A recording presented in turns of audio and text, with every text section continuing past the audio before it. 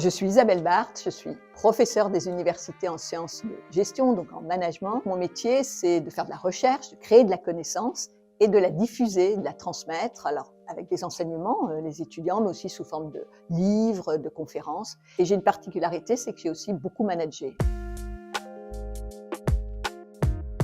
Alors c'est une conférence très exigeante qui va dresser une grande fresque du commerce depuis qu'on l'a identifié, mais le commerce, c'est le plus vieux métier du monde. Les hommes ont toujours, et les femmes bien sûr, voulu entrer en relation, vendre des marchandises, découvrir le monde. Donc je vais partir sur des milliers d'années, pratiquement 8000 ans, et à travers les regards de ce qui n'étaient pas ni des managers, ni des économistes, regarder le commerce se faire. Alors j'ai montré que tout change et rien ne change. La relation humaine, l'envie de vendre, l'envie de voyager. Marx parlait de passeur des mondes pour les commerçants.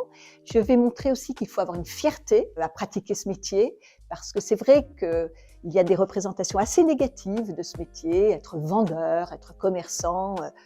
On le sait tous, Mercure, Hermès, était à la fois le dieu des marchands et des voleurs. Et je vais faire avancer les sujets vers les compétences qu'on attend maintenant d'un vendeur, d'un commercial au XXIe siècle et particulièrement à partir de 2024.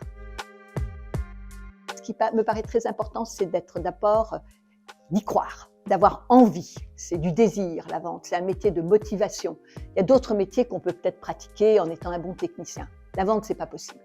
Voilà. Il y a cette relation humaine, ce qu'on appelle maintenant les soft skills, ces compétences personnelles.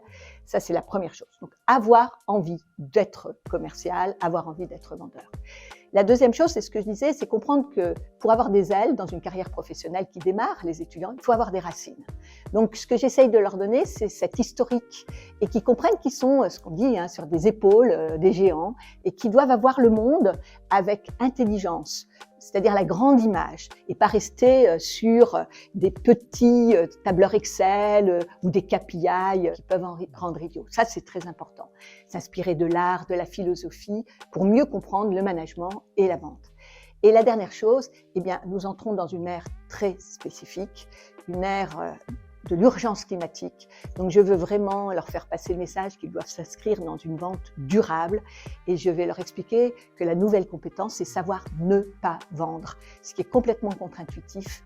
C'est vrai qu'actuellement, on est beaucoup focalisé sur l'intelligence artificielle, mais comme le disait Thoreau, il ne faut pas devenir les outils de nos outils et il faut garder le contrôle et c'est en étant des très bons commerciaux, éthiques, soucieux de l'environnement et sachant peut-être accompagner les acheteurs ou les clients sur autre chose que remplacer le produit et toujours vendre plus et être dans l'hyperconsommation, qu'on va pouvoir aider à changer le monde. Enfin, en tout cas, j'y crois et j'espère transférer cette conviction.